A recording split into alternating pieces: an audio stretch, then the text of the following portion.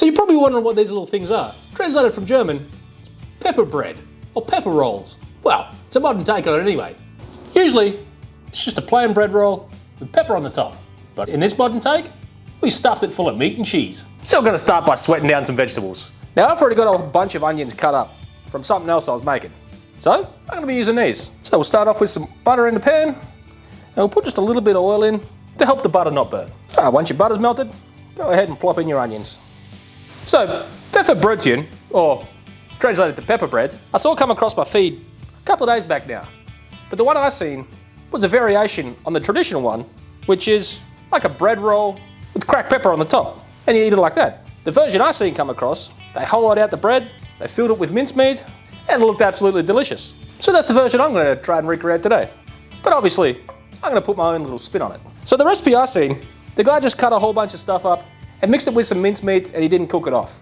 I like to cook my stuff off because I think if I put it in there, it's going to leach out too much water. So I like to cook all my vegetables off before. So we're going to get this chopped up, we'll get it all cooked off, then we'll come back.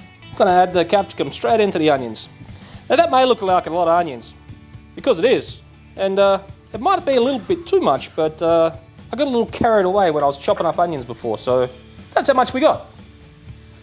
Now usually, you got to use these little semmel rolls that I was talking about before, but they didn't have any at the store, but I found these little mini ciabatta breads, which are going to work just fine. So these ones, just going to zip them in half, just like that. We'll get another little dinner plate in here, and then we're just going to hollow out and pull out all the soft bread on the inside. So with the bread you pulled out of the middle, we're going to soak it in some milk. Now, that's a handy little tip whenever you're making anything like this, like meatballs or rissoles or anything like that. Always soak some bread in the milk, and then you add that into your mincemeat. It's going to make them so much more tender. So we'll just get it all settled in, and we'll just let that soak until we're ready to use it. We're also going to chuck a couple of cloves of garlic in there. Now the best way I like to cut these, just chop the little butt end off. Then, if you're going to squish it with a knife, use the back part of it. But if you don't want to ruin your knives, just use the bench scraper. Give them a little squash, and that peel on the outside, paper, or a wrapper, or whatever you call it, just falls right off. Simple. Then, just run your knife through it. I must say, ever since I got my knives sharpened, it's so much easier. I'm actually cutting things now, instead of just squashing it. So my vegetables are nearly ready. So I'm going to put my garlic in right now.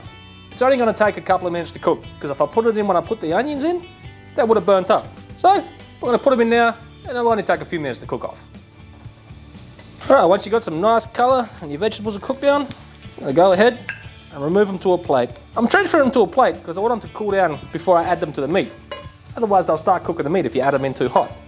So I'm going to put them in here, spread them out, and I might even stick them in the fridge just to cool them down a little bit quicker. Alright, we're also going to chop up some parsley to put in there. So I just like to snip off the end. I'm not sure how they come everywhere else in the world, but in Austria, you buy them in the supermarket in these little bunches, and they come with the stems with an elastic band around. I like to cut just the stems off, and then you're still left with some stem in there, but because I'm going to be finely chopping it, these little stems aren't going to make a difference if you chop them up fine enough. So I always like to chop them real fine at the stem end like this, and I keep chopping them quite fine until I get about here, when the stems get super thin and you don't even notice them, and then I do them a little bit bigger. So I just picked up my beef order yesterday from Marvy Hot Farms. So that's the mince we'll be using today.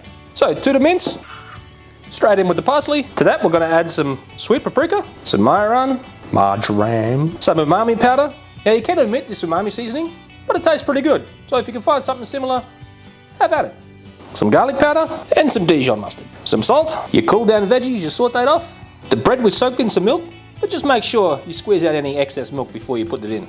And finally, an egg. And just go ahead, get it all mixed up. Best thing to use is your hand. Now just go ahead and fill your breads. So I know what you're thinking. Where's the cheese? Wow, this is where it comes in. So I've put some of the meat in there, and I've just smooshed it up the sides a little bit. Now we're going to put a whole bunch of cheese right in the middle of it. Make sure it's a good melty cheese. I'm using mozzarella. Go ahead, cover it with the meat. If you got any leftover meats, just cook it off in a pan, put it over some rice. Tasty stuff. Now I know what you're thinking. Where's the pepper come into it? Well, this is the next step.